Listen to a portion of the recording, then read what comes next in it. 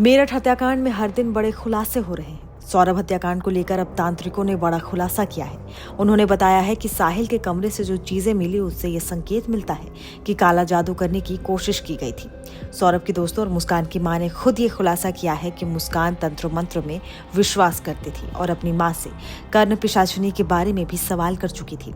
इसके अलावा सौरभ के दोस्त भी ये बताते हैं कि मुस्कान अपने घर की दीवारों पर सिंदूर से उल्टा सीधा लिखती थी। तांत्रिकों का कहना है कि शैतान को खुश करने के लिए 5 बलियां भी दी जाती है। ऐसे में अब सवाल ये उठता है कि क्या मुस्कान ने सौरभ की बलि दी थी।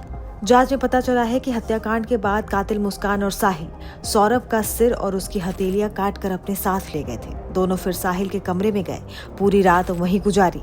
तंत्र मंत्र से जुड़े लोगों की माने तो इस तरह की साधना घोर नशे में की जाती है, जल्द से जल्द अमीर बनने और अपने सपनों को हकीकत में बदलने के लिए।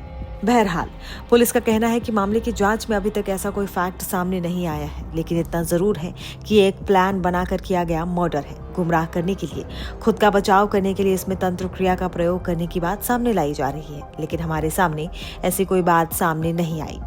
लेकिन ये एक सोची समझी साजिश के तहत किया गया मर्डर है ताकि बॉडी को डिस्पोज किया जा सके। सीमेंट के ड्रम का इनका आगे डिस्पोज करने का प्लान हो सकता था। बीते दिनों मुस्कान और साहिल के कई वीडियोस भी सोशल मीडिया पर वायरल हुए हैं जो ये साबित करते हैं कि ये एक सोची समझी साजिश थी। फिलहाल मेरठ पुलिस ने कोर्ट में एक एप्लीकेशन दायर की है जिसमें सोमवार को साहिल और मुस्कान की कस्टडी लेने की अनुमति मांगी गई है। इसका उद्देश्य क्राइम सीन को रिक्रिएट करना है जिससे घटना के बारे में और जानकारी मिल सके। वहीं ताजा जानकारी के मुताबिक मुस्कान के गर्भवती होने की संभावना भी है। सोमवार को उनका प्रेगनेंसी टेस्ट कराया जाएगा। जेल अधिकारियों के अनुसार मुस्कान रस्तोगी और उसके प्रेमी साहिल शुक्ला नशे की लत के कारण जेल में मानसिक तनाव से गुजर रहे हैं। वो ठीक से सो भी नहीं पा रहे और ना ही खाना खा रहे हैं, इसलिए उनकी निगरानी के लिए चिकित्सकों की एक टीम नियुक्त की गई है। बता दें 4 मार्च को मुस्कान और साहिल ने खौफनाक तरीके से सौरभ की हत्या को अंजाम दे डाला। जघन्य तरीके से की गई सौरभ की हत्या की सूचना से इलाके में सनसनी फैल गई। देर रात तक इंदिरा नगर की ये गलियां भीड़ से पटी रही। सौरभ के शव को देखने के लिए उसके परिजन घंटों गेट पर खड़े रहे। 14 दिन बाद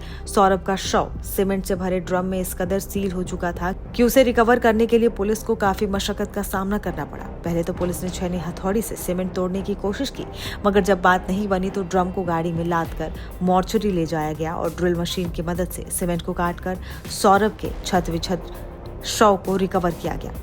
इस हत्या के बारे में जिसने भी सुना वो बस एक ही सवाल पूछ रहा है। सवाल ये कि जिसके लिए घर, परिवार और समाज से लड़ाई लड़ी, जिसके साथ जीने मरने की कस्में खाई, उसी से इतनी नफरत हो गई कि उसे खत्म करने के लिए कोई भी कदम उठाने में मुस्कान को कोई पछतावा नहीं रहा।